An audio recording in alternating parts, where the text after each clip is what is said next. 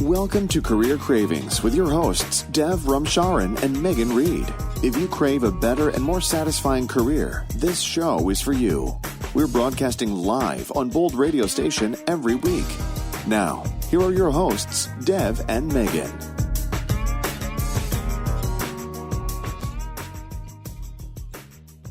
Good evening and welcome to tonight's episode of Career Cravings. I'm Dr. Laura Hambley, and we're broadcasting live from two locations tonight. My co-host, Dev Ramcharan, is in Toronto, and I'm filling in for Megan Reed from Calgary, Alberta. We're excited to have two guests from Calgary this evening. Rob Finot, Director of Heavy Maintenance for WestJet Airlines, and my 11-year-old son, Nicholas Lovett, who's passionate about a career in aviation. Nick recently wrote to 10 airline CEOs about his idea for a new airline and heard back from several of them, including Southwest, American Airlines, Air Canada, and of course, WestJet, where Rob works. It's never too early to start exploring careers, and we'll learn from Nick tonight how important it is for children to be given opportunities to nurture their career interests. So thank you both for joining us, Rob and Nick. And to get us started, we're just so grateful to have both of you. So to get us started tonight, Rob, can you spend about 5 minutes telling us about your career in aviation and some of the highlights along the way? Okay, I started my career in aircraft maintenance back in 1985. Is actually when I attended Southern Alberta Institute of Technology here in Calgary. From there, my apprenticeship took me to work for a small charter company, which through the years has actually grown to be a significantly big company now. SunWest Charters back then it was called. I worked in many different positions, elements, from being an apprentice to a licensed maintenance technician on the various aircraft types they have. From there, I moved into a leadership role, shift lead. From that, I was asked to actually participate in being the safety officer for the organization, which was a new role to help me further expand my knowledge in the industry and how I can actually make a difference. Through the years at SunWest, eventually came into the management role in looking after all aspects of line maintenance, and also with regards to production maintenance. I had 15 great successful years at SunWest. Very happy all the opportunities that they had provided me.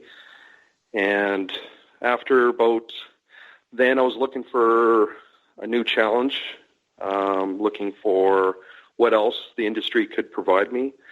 And looking across the street, there was WestJet was there. And they were about 4 years old at the time, still fairly new, operating the old Boeing 737-200s.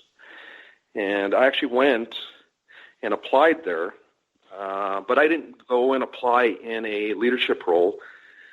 In order for me to better understand that type of the industry, I actually applied, and I was actually a maintenance technician on the floor. From there, I actually worked my way up to various levels of leadership with them. I actually had worked on a introduction of a software program for the maintenance organization, and it's basically how we manage the tasks that we have to do, how we manage our inventory, our finances, and actually even the discrepancies that the pilot might be faced with when they're flying the aircraft or when the maintenance technicians are actually inspecting on overnight checks and that.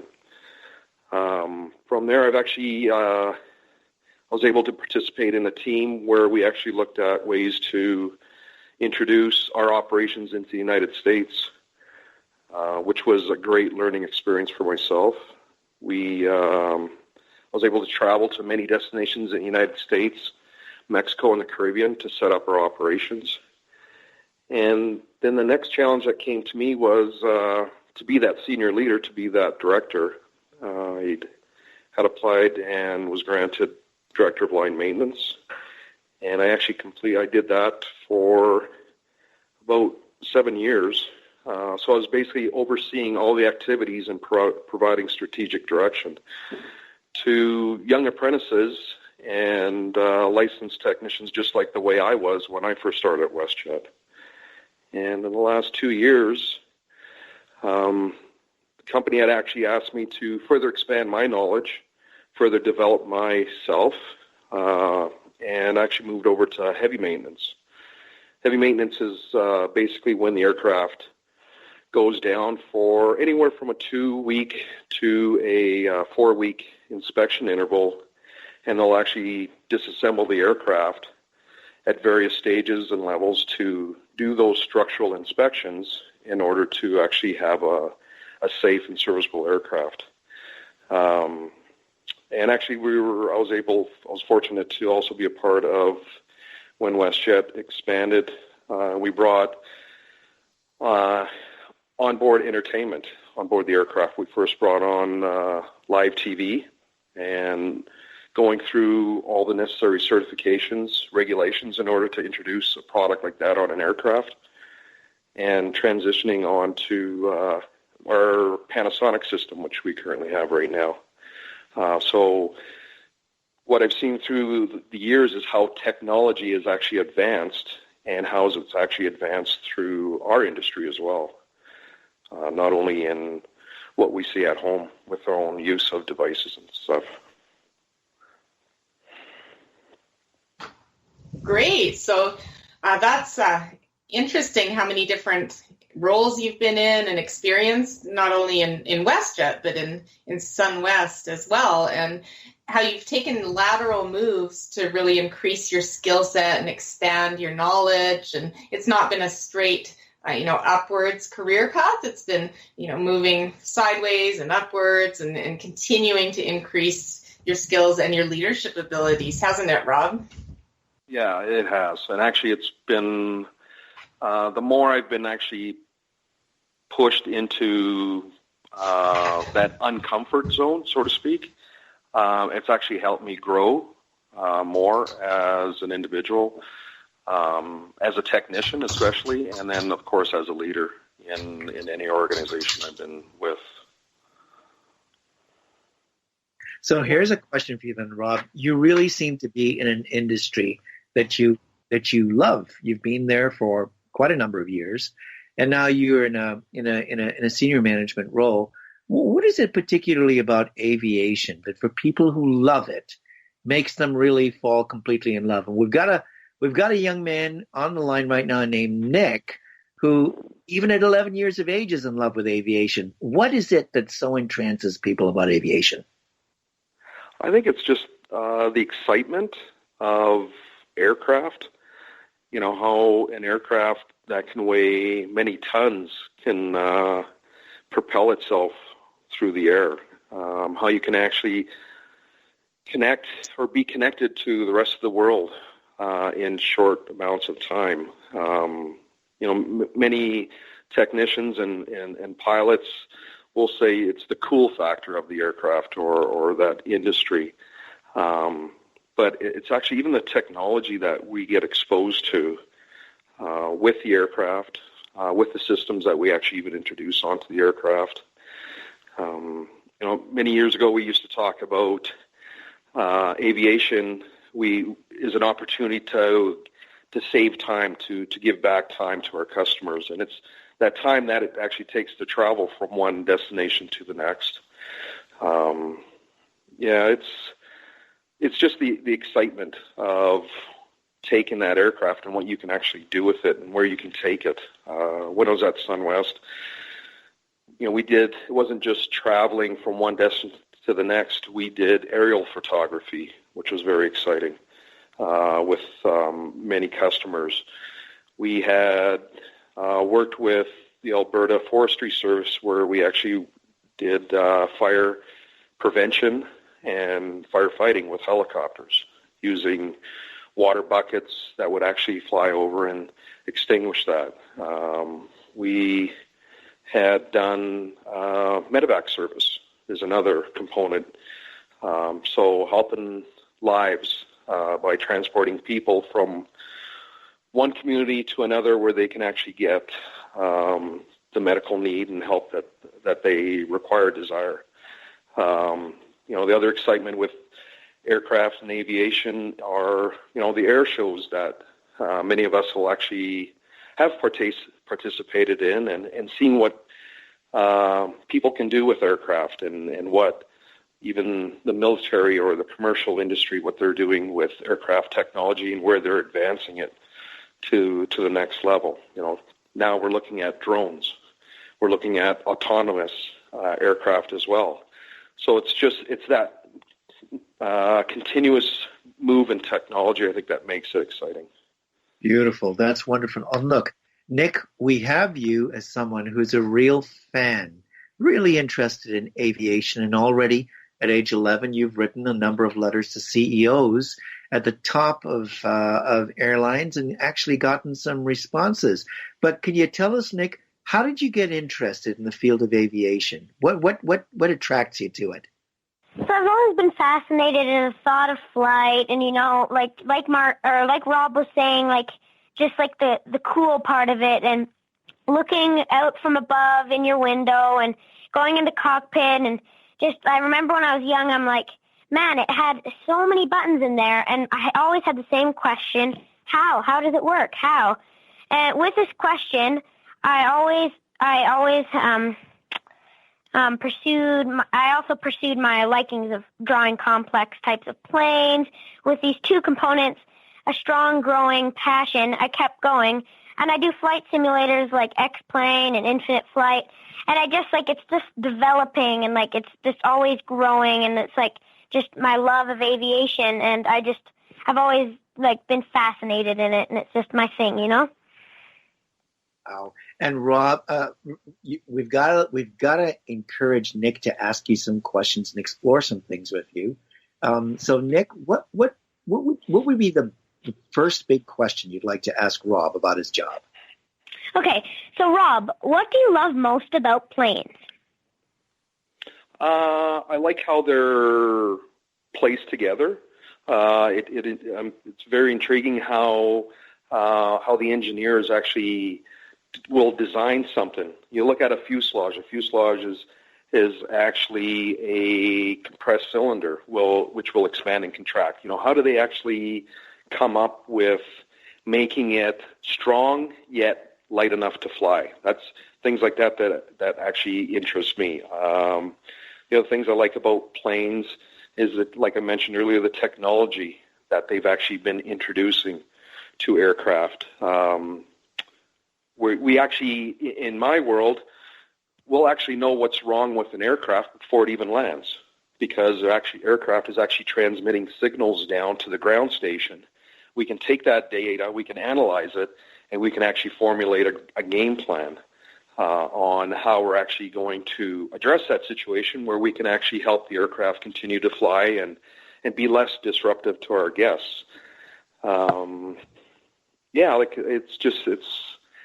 It's never a boring day in aviation. There's always it's so cool that these technologies are really racing past us with how they're changing and developing. It's really, really interesting.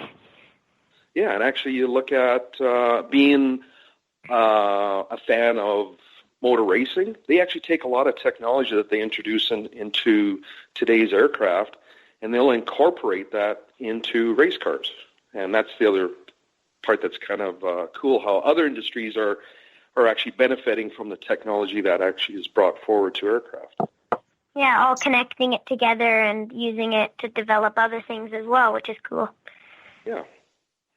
Yeah, so this is so interesting. Yeah, what's your next question for Rob, Nick? So kind of connecting onto planes. So Rob, what's your favorite plane to work on and why? I've been fortunate where I've been able to work at a place like Sunwest years ago. We had many different kinds, and the ones that I actually liked the most were the vintage aircraft.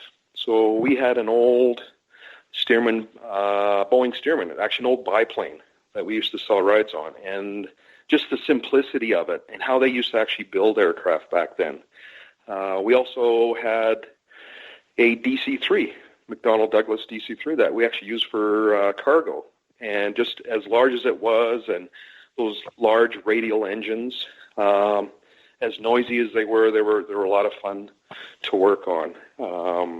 I've been fortunate to work on Learjets too, corporate jets. And then, of course, the next generation, the new generation aircraft that we have. Actually looking forward to many of the new technology that Boeing is bringing out. So, but if I was to pick one, I would say the Boeing Stearman, the biplane, was probably my most favorite to work on. Yeah, that's very cool. I like that plane too. I like big old fashioned biplanes. It's like not much like automated systems, more like when you move your yoke or your throttle, it's pulling this cord that leads to all this cool, simple type of stuff that you're talking about. Yeah, it's more of a man's machine. You know, you're actually one with the aircraft, right? Yeah, it's very cool. Yeah. Beautiful. Great. Do you want to go with another question for Rob, Nick, while you're on such a good track? Mm-hmm. Yeah, so kind of going back to when you're talking about your career a bit more, like just to clarify and kind of to add on, what type of school did you do to get into the aviation industry? Okay, like I mentioned earlier, I had applied and was successful. I got into the Southern Alberta Institute of Technology. They had an aircraft maintenance program. That was my first level of training. It's a 2-year program, and then from there you apprentice with an organization. I was fortunate to get on with a great company like SunWest. But it doesn't stop there. As you actually get introduced to bigger and more complex aircraft, you need to actually go and for more training. So I've had training where I actually had to travel to Dallas, Texas, and I actually had Cessna Citations, a corporate jet. Had training there. I also had, when we moved into more corporate jets, Learjets, had more system knowledge and training that went on. And even when I went into, moved over to WestJet, every aircraft WestJet has ever introduced was another training class that I had participated. And those training classes could take anywhere from 4 to 5 weeks in order to actually obtain all the knowledge you need. With that knowledge comes the certification for actually making those sound decisions to ensure our aircraft are safe to fly. Yeah, that's a very fast... No, sorry. No, I was just going to say it's never ending. You're constantly being taught new things. But yeah, it all first started with SATE. Yeah, it's a very fascinating path. Congratulations, Rob. That's great. You're so kind. Thank you. Thank you. What other questions do you have for me? So the last question I have for you is, what do you recommend for me as a guy who wants to start his own airline? Like, any tips? Any tips? Of course, you would need to go and work for a company so you can get a better understanding. Kind of like what I did when I was at SunWest. Even though I was overseeing the line maintenance operations there, when I moved over to WestJet, I made a decision to start at the bottom, to be a maintenance technician instead of kind of like being parachuted in. So from there, I was able to get a good understanding of the way the organization operates, and then what are the expectations, because it's a different form of regulations when you go from charter to airline. So I would say, try to move around. Once you're in that organization, move around as much as you can and get to know different pieces. Kind of like what I've done is I've taken that lateral move and overseen a different element or a different component of aircraft maintenance within my own organization. And after that, as you start moving up the ladder, trust the people that are beneath you. You'll have your subject matter experts, as they call them, and leverage off of them. They're your people that are your frontline people. They're the people in the trenches. They know, they have all the answers to help you make better choices and decisions as you actually start taking the company to new levels, new journeys. Other things that I would probably recommend is, when challenges you'll become faced with, and they will happen, take your time. Take your time to evaluate the true underlying factors, right? What's the root cause in that? And by taking that time to analyze that, to make your choice, you'll actually be much better in the long run. Making that choice or that path the first time. As you start moving up, you get really busy. Everybody wants a piece of your time and that, but, don't forget your people. Be present and available for your staff, because remember, they're helping promote your organization. So how you treat your people will be basically how they treat your customers and your guests.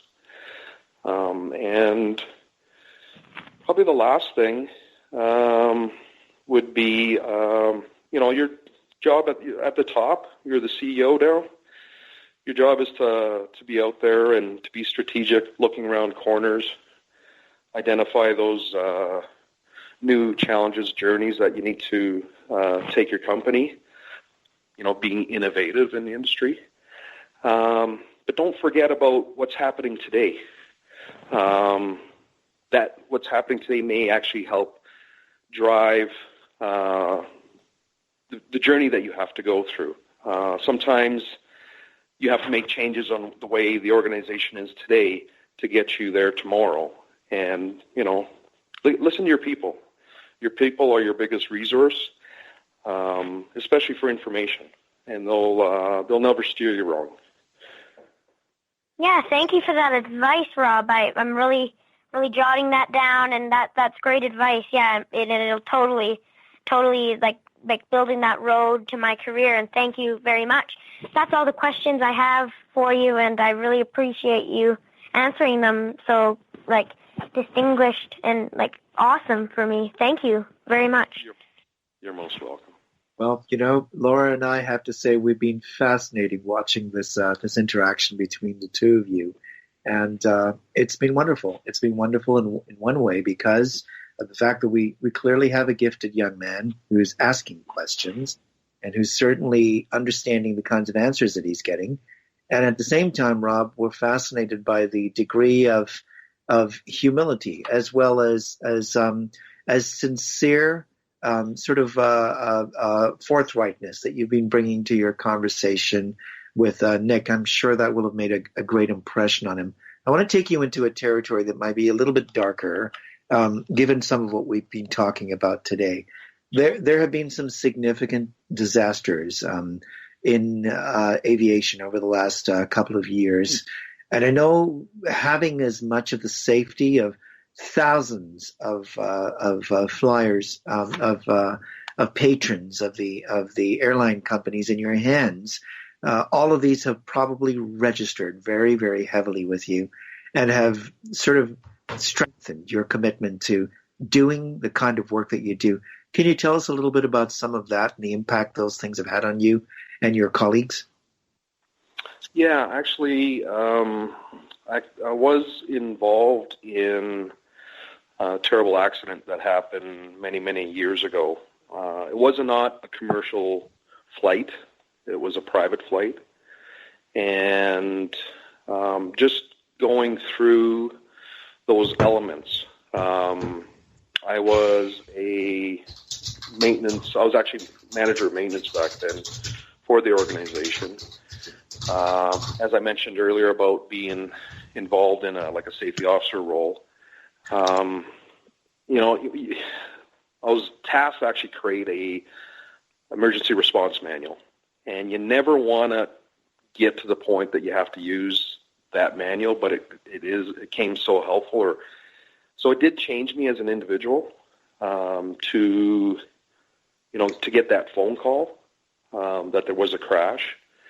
to get to know that there were no survivors, and then to work with the friends and the family on getting them to understand that what took place. Because it was a private flight, the TSB actually did invite me to participate in the site investigation. So I was able to report back to the family. I couldn't give them the details, but what was taking place, and then actually help them understand what may have caused the crash to occur. That was probably my first introduction to the dark side, like you said, in aviation. But what it did then is help me inspire to, what I can do to actually help make it more safe for my operation, my company. How I can actually teach young people about, taking the time to do the job right. Don't rush through it. Those checklists are there for a reason. You need to follow the details, and it's very important. From there, I was able to, okay, what else? What's the next element that I can help introduce to the organization? And instead of waiting for the industry, the regulatory industry, to actually help drive more safety into it, a group of us actually had developed our own fatigue risk management program for our operation.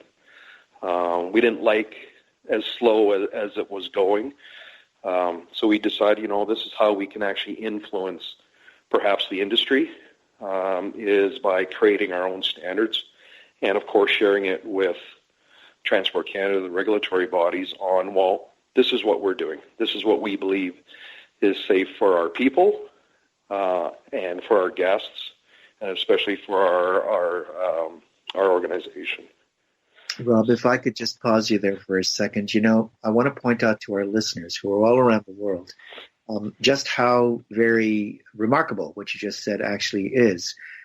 For any industry, any organization, any private sector companies that have got to labor under regulatory compliance and legal requirements of government, federal, international, as well as provincial, people tend to do what they can to comply with the standard. What they very rarely ever do is actually advance and improve the standard by putting even more stringency into it. I have never or barely ever heard that. And so to hear it from you indicates a terrific commitment to the people who are the clients of your airline, as well as something that indicates a terrific amount of humanitarian concern and commitment, integrity, and a high degree of ethical accountability to the people that you work with and work around. So I want to just compliment you for that and acknowledge that, because it certainly isn't something common that I've actually seen. Yeah, it's we'll get together and we'll actually talk about things. What doesn't make sense in the industry and how we can actually try to, like I said, influence in what we've done. Some of the other pieces that have actually helped me become a better person, better leader, is how I've actually looked at individuals in the organization. And I had one person, he came from a different country. The schooling or the technical training that they received wasn't at a similar standard to what we normally see in Canada and the United States. Worked with this individual for a while to try to further expand his knowledge and what those standards are in North America. And I actually had to make a tough decision because he was an immigrant. I actually just moved to Canada with his family. And I had to basically tell him that his employment was terminated, but he needed to, his job did not end there in the industry. he needed to actually go and get educated somewhere in North America, wherever he chose, whatever made sense to his family. And it was a tough choice to make. I know it was the right choice. And 2 years later, he actually came to visit me, said he took my advice. He did go to a technical training college close by. He had graduated. And he says, if you didn't push me to what I needed to do, I don't know where I would have been. And, with my excitement, I'm like, where's your resume? I'm going to hire you. And he goes, I already have a job. I'm actually flying. I just came to say goodbye and thank you. And I says, I'm moving my family to, I believe, Toronto. And he got on with an airline out there. So just as those unpleasant experiences do occur, there are those rewards that do come along the way. And, that reward to me was to listen how successful that choice was for him, and how it was able to actually further advance his career in North America. So. And I'd like to say something too, like when you look at the aviation industry from like a larger standpoint, it really is unfortunate that there is that dark side. But I mean, with most of the industries out there and most of the companies, you're gonna have a nick in the corner, but you can always paint over that, and you can always look forward. And I mean, when you look at it from a larger standpoint, like I was saying, I mean, the aviation industry really is great, and within any industry, you're going to have problems, but I mean, your story is great, how you have pursued past these things, and I think that it's really fascinating. Yeah. Thanks, Nick. And I think it really shows the leadership abilities that Rob has, Nick. And I think you wanting to be a CEO means that you'll have to develop a lot of leadership capabilities. And I'd like to ask Rob first, if he were to sum up the key attributes of a successful leader in the aviation industry, what words come to mind? Some of the things that I'd look at is being analytical, being able to take the information that's presented to you and, to actually further break that down to get a clearer picture of what that is. Definitely being attentive listener. Sometimes people think that because you're at a higher level, you're always there to have something to say, to share. But I think it's more important to listen to the people when they actually come forward. Being that resource for your folks, helping break down barriers, finding those solutions for them, so they can actually be successful at their task in hand. But also celebrating your team achievements. Corporate culture is a very powerful thing. Can help make any organization succeed through any task, any project, and especially succeed past those challenges that will happen along the way. Excellent. Some really good points there, Rob. So from your perspective, Nick, being 11 years old, when you think of being a leader of an airline, your own airline, what types of things do you need to be good at? Or what types of capabilities will you need as a leader, do you think, Nick? Well, you're going to need the leadership standpoint. You obviously need to be able to talk to people, to tell people how to do it, and you're gonna have to be the boss. And it's a big role. There's many puzzle pieces, but I mean, just asking Rob and just along my childhood, kind of figuring out the pieces and getting those puzzle pieces. And I guess that I'm just gonna have to figure out what I have to master and master it, because I know that there's a lot of things I will have to master, but I'm up for a challenge to pursue what I love. Good job. So turning it back to Rob, in terms of career development, what age were you when you first realized you wanted to go into the aviation industry? Well, actually, it was like, many kids. It was in high school years when, you're asked by your teachers, you're asked by your parents about thinking about what you want to do. I've always had this passion of being mechanical, fixing things. And because of that interest, I also had an interest in aircraft.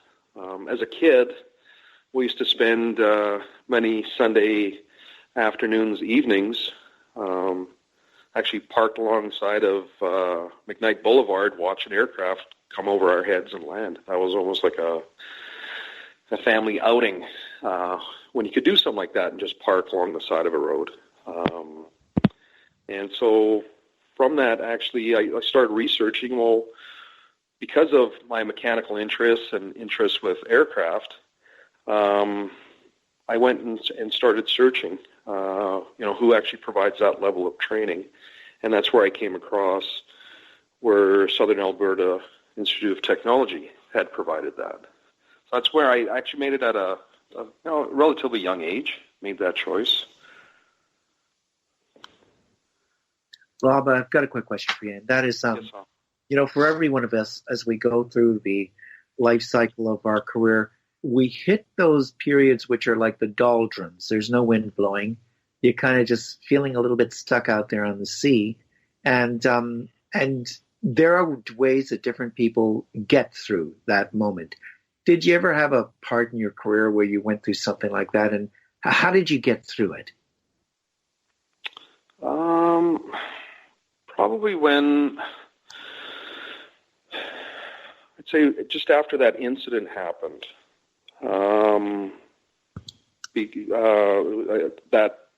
That crash, that was just a private aircraft, got me thinking about, how,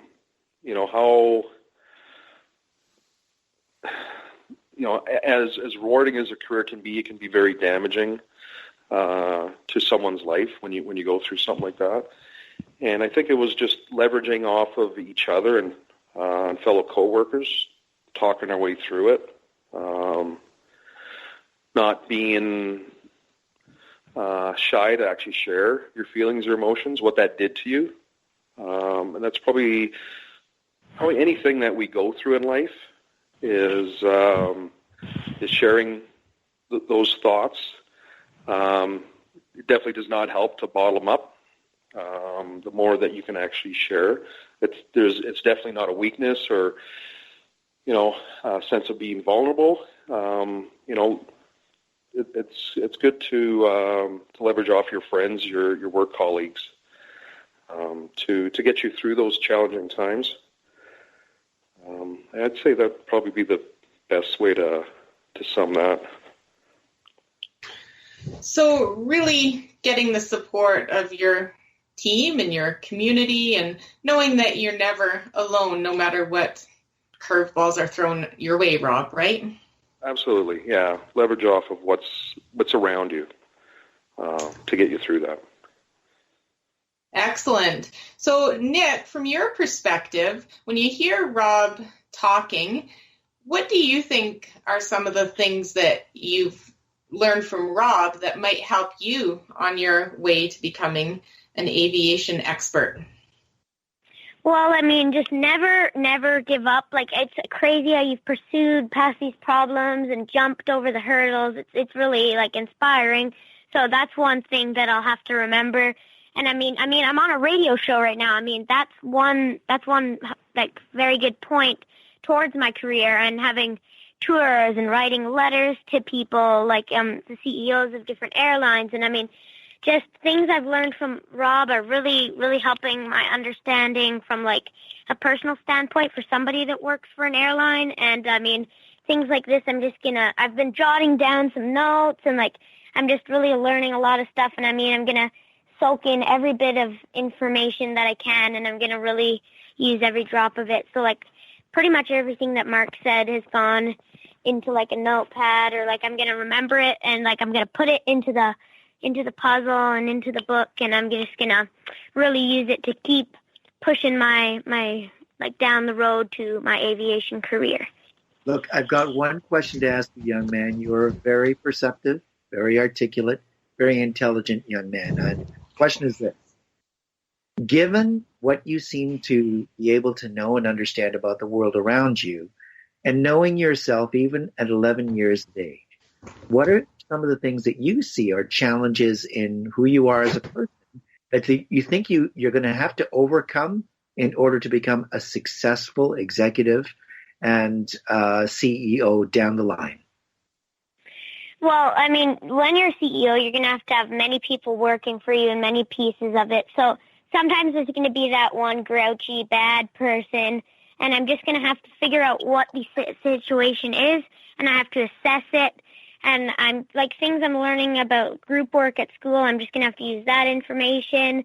And I mean, when like one of those things is if there's like a bad person, I'm going to have to jump that obstacle, because the aviation career and being a CEO is no doubt, without a doubt, like you're going to have to work with people, obviously.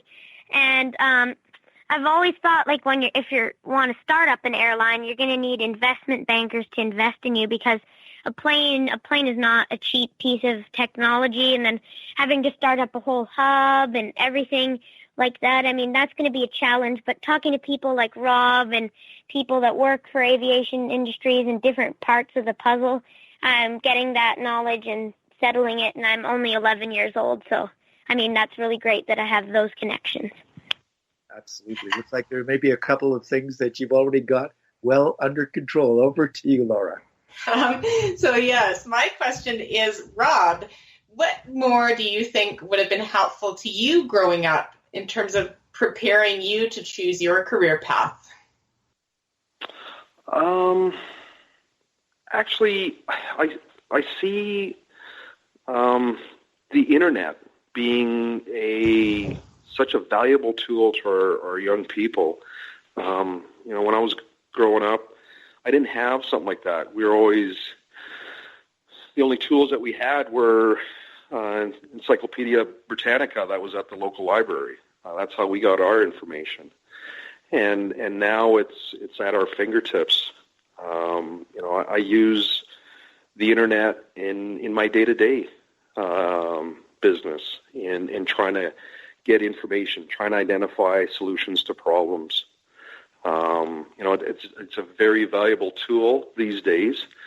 I think it would have been a great tool to have when I was, someone like Nick, when I was in high school. Like I said, it's such a valuable tool, but it's also a tool you need to be careful with in how you use it.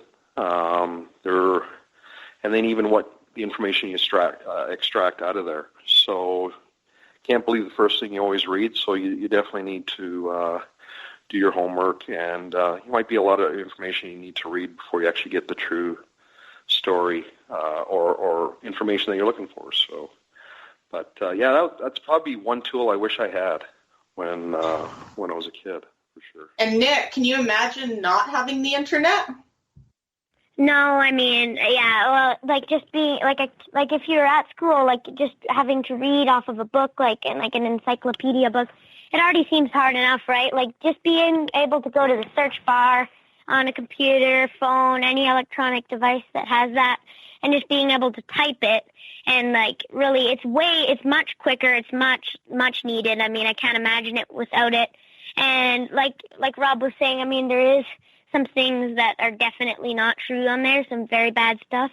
So you'll just have to double up, but I mean, it's better than having to find two different huge books. And I mean, it's just much more efficient these days, and having it at your fingertips is better than, I mean, just having it in a book. I mean, it's better, and it definitely has made a change on the way I would look at it. Like, I don't even know if I'd be like interested in some of the things I am without the internet and without knowing so much knowledge about planes through that, and just looking at all of the internet and stuff like that. So it's been a big help in finding my passion for aviation.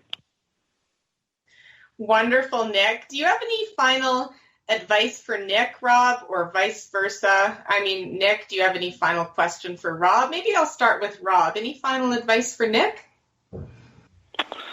One thing,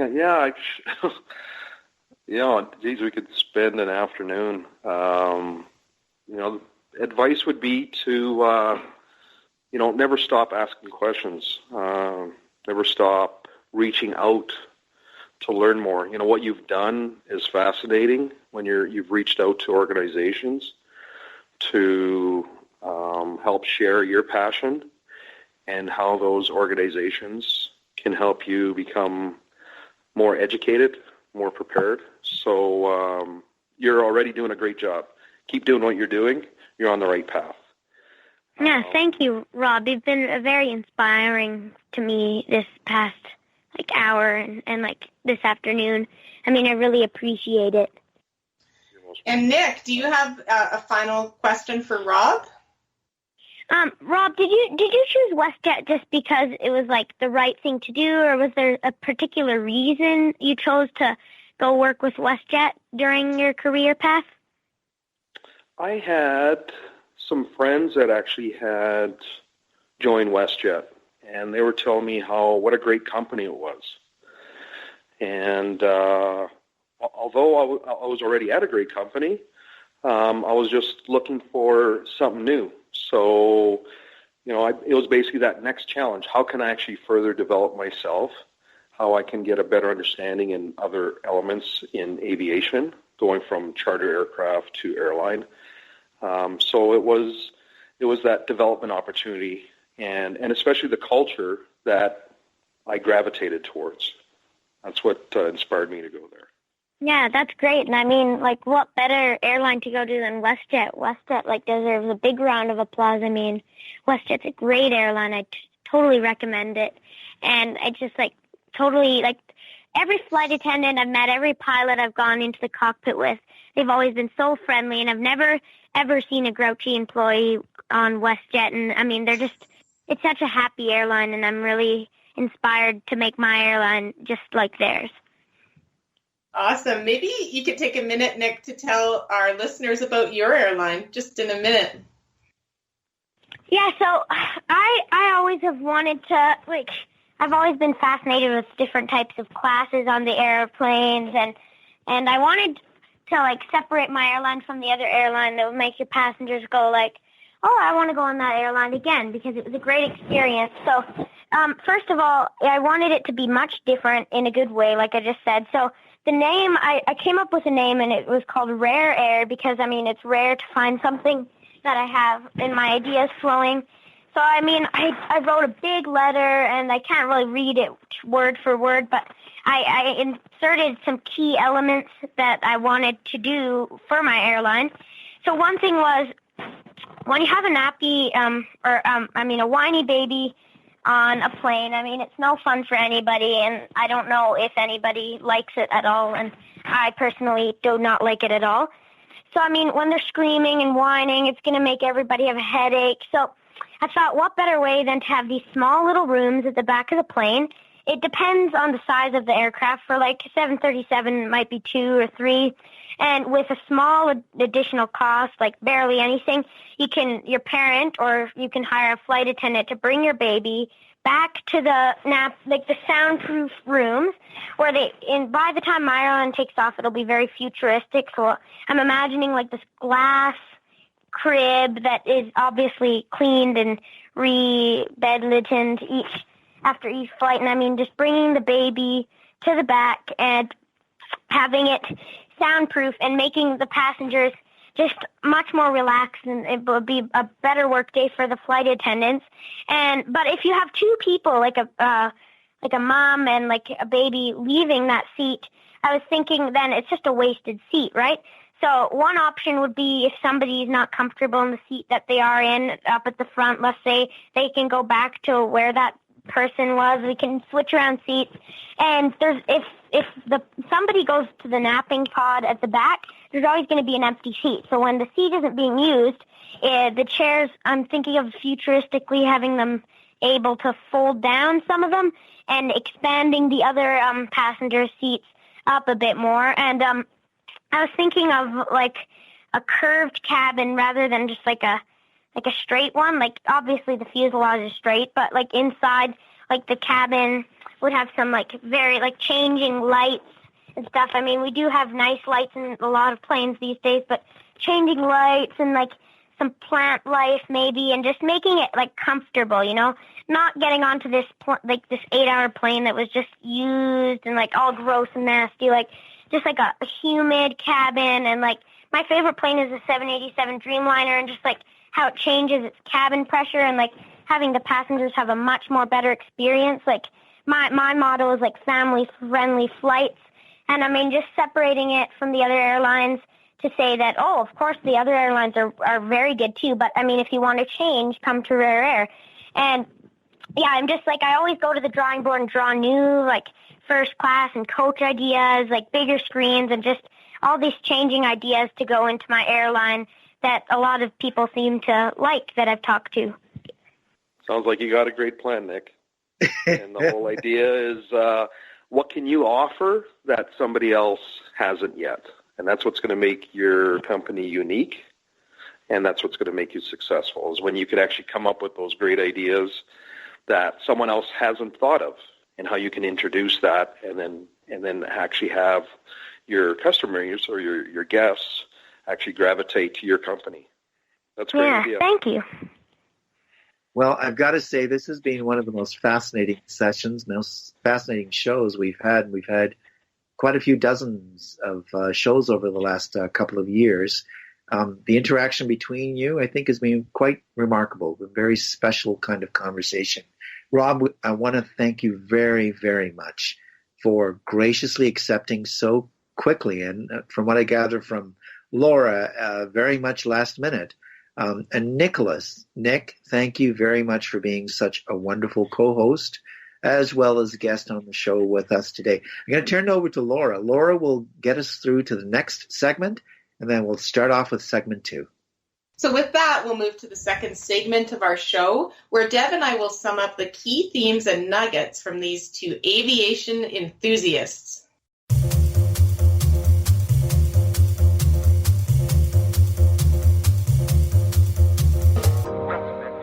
Well, that was remarkable. Laura, I was thinking to myself as I listened to Rob, and how he spoke with Nick, and was really, it was moving, listening to how seriously he took the conversation. There was no patronizing tone of voice.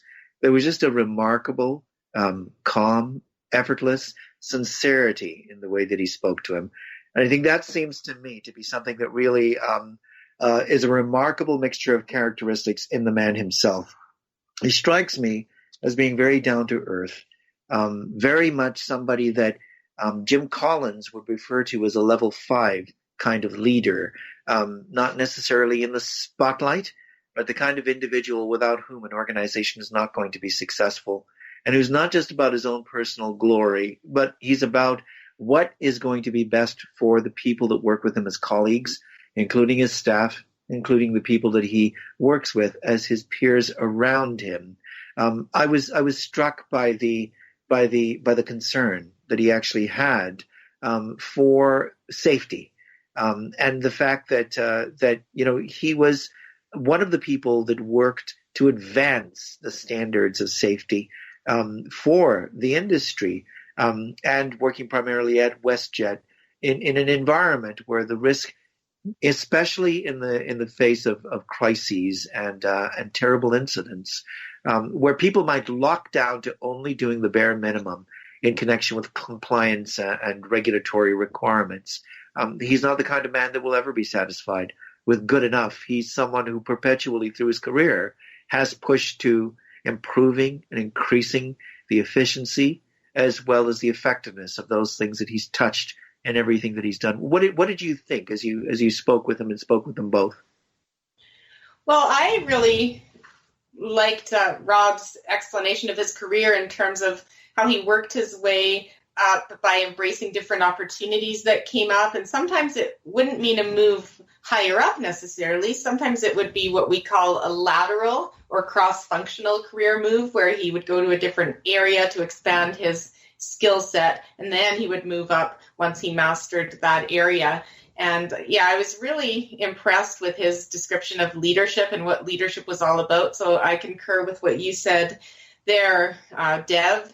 And Rob really is a people leader, and he kept mentioning the people and being present and available for his staff, and not to forget the people as you get busier. So when Nick talked about being a senior leader or a CEO, Rob really emphasized that it's important to always remember your people, because they're the ones that deal with your customers and guests. They're the ones who are at the front facing positions, and they know what's going on. And I think leaders that get too far removed from what's going on, and they let ego get in the way or lack of time get in the way, take a real risk. And I really appreciated how Rob explained that from a leadership perspective.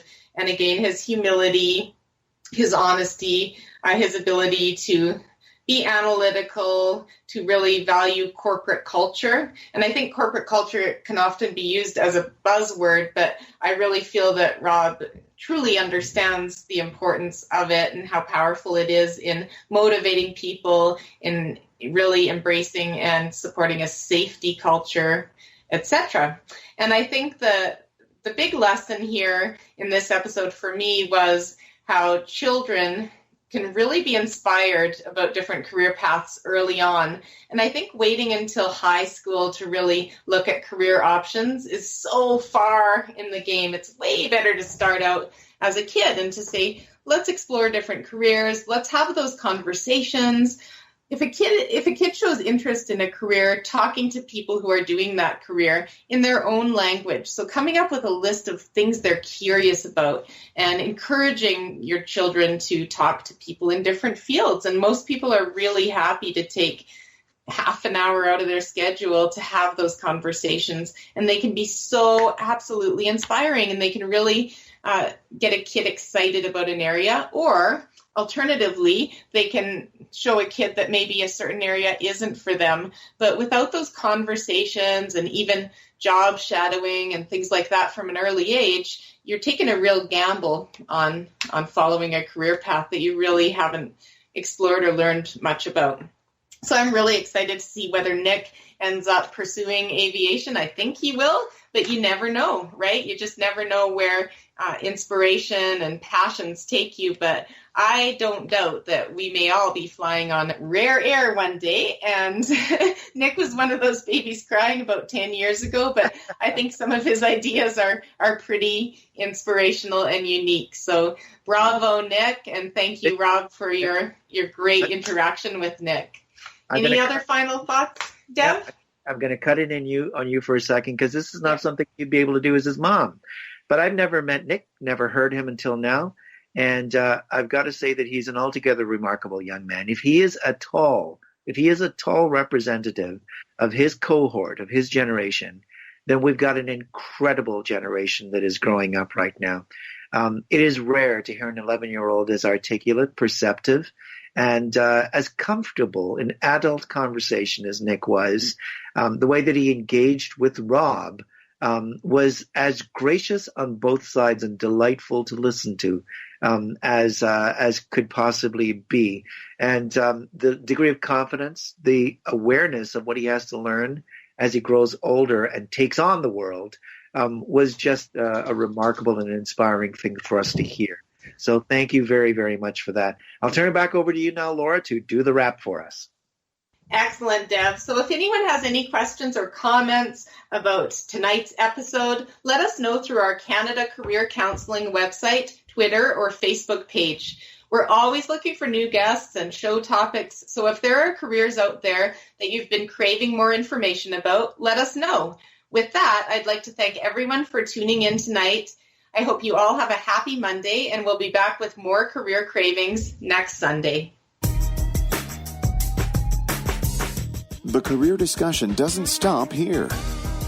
For more information about how to transform your career, visit CanadaCareerCounseling.com. And remember to tune in next Sunday at 6 p.m. Eastern Standard Time on Bold Radio Station for the next episode of Career Cravings.